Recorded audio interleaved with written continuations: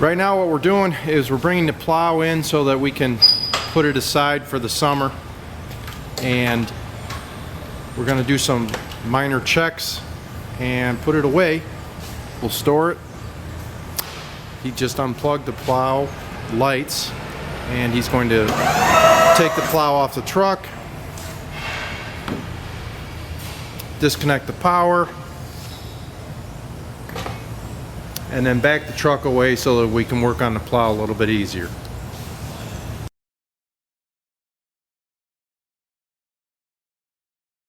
Before we back the truck out, we're going to dielectrically grease the electrical connections. That keeps the electrical connections from getting corroded, and it is a type of grease that does conduct electricity, but it will not cause problems with the electrical connection, but will keep the water from being an issue for these connections.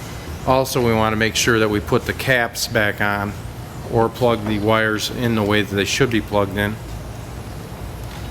For the EIS, they need to be plugged in to each other, otherwise the lights won't work on the truck. And on the power unit, just plug it in so that it's covered.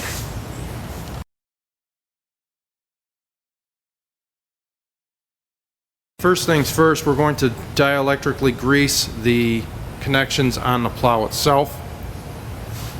Put the caps on it too, just like we did on the truck. The light harnesses, we're going to dielectrically grease them as well. And plug them into each other so they're not exposed to the elements. The next thing that we're going to do then is grease and lube every movable part on this plow. For example, one of these hinge connections, we're going to grease that. We use white lithium grease. Just grease her up. That helps prevent the parts from getting corroded. It also keeps them in good working order.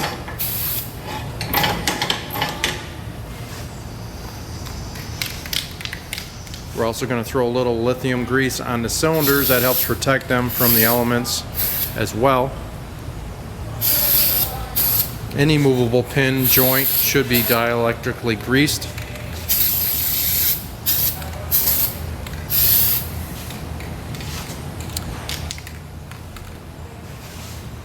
We're going to work ourselves around the plow. For example, on this Revolution version, there are some joints that should be greased up. That helps get it in good working order.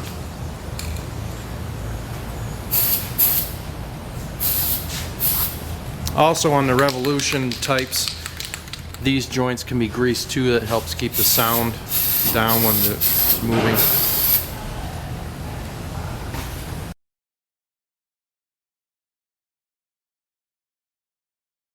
Alright, the next thing we're going to do is just do some general touch-up. We're going to find any spots that we think need some updates. For example, anything like this spring, it's got a little bit of rust on it. We're going to scrape off any rust that's an issue, and this is more for cosmetic than anything else. It helps keep the plow looking in good order.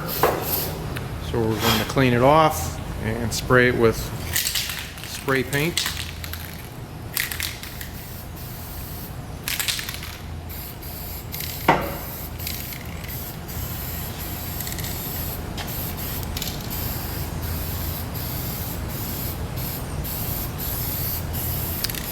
Like the trip springs, we could just hit with some paint just to keep them in good order. That also keeps the elements such as weather, if we're going to store this outside, from becoming much of a problem for it.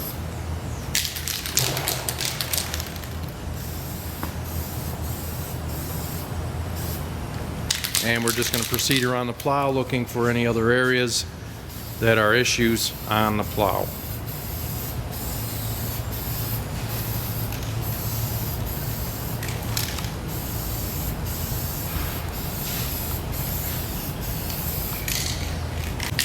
Okay, what we're doing is going around the plow and we're doing some updates. We're just painting over the spots that we think need some help. For example, this spring, we're going to throw a little paint on there that helps get it back into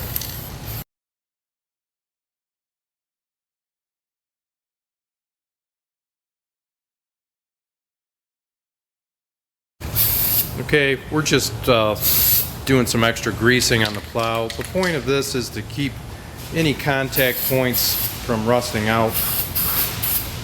It helps the interface of the truck with the plow to the truck to go smoothly when we need it to get on the truck in the winter months when they come around.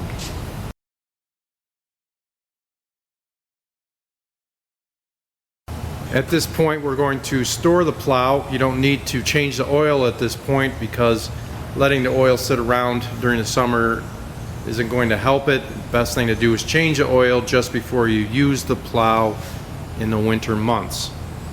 This particular plow we're going to store on a pallet. We're going to put it outside. The best thing to do is probably store the plow somewhere inside if you can, but if you can't, you got to store it outside. It might not be a bad idea to throw a tarp over it.